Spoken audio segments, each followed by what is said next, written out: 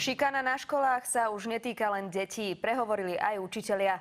Urážanie a ponižovanie od nadriadených či kolegov pociťujú stále viac. Minister školstva vraví, že zákon proti týmto praktikám prijať nechce, no aj tak sľubuje, že šikanu na školách vyrieši.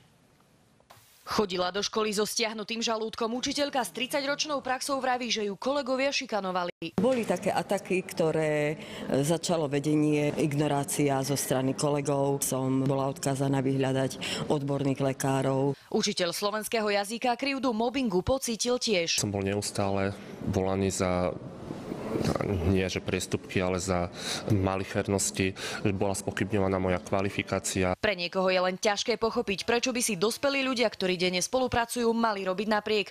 Školským odborárom sa ozvali stovky pedagógov, ktorým vedenie či kolegovia ubližujú, najčastejšie psychicky. Snahou riaditeľa je dostať učiteľa pod psychický stres. Dokázať, že nie je schopným učiteľom, nevytvoriť mu vhodné podmienky na výučbu. Najviac šikanovaných učiteľov svojimi kolegami či vedením evidujú na východnom Slovensku. Učitelia vravia, že nie je toho, kto by ich ochránil. Antidiskriminačný zákon, ústava či občiansky zákonník vraj nestačia. Ten učiteľ, keď je v tej situácii a je pod tlakom, tak vlastne nemá sa naozaj na koho obrátiť. V niektorých európskych krajinách, napríklad vo Švédsku, platí antimobbingový zákon. Otázka je, prečo by nemohol byť aj na Slovensku. Možno by riešil šikanu na pracovisku aj u nás. Šéf školského rezortu ho však nechce. Uprednostňuje akýsi manuál na to, ako sa brániť, či vytvorenie školského ombudsmana. Dovtedy však poškodeným učiteľom radí. Má konkrétny učiteľ problém, tak sa samozrejme môže obrátiť na ministerstvo školstva, môže sa aj na mňa osobne obrátiť. Zuzana Fečová, televízia Markíza.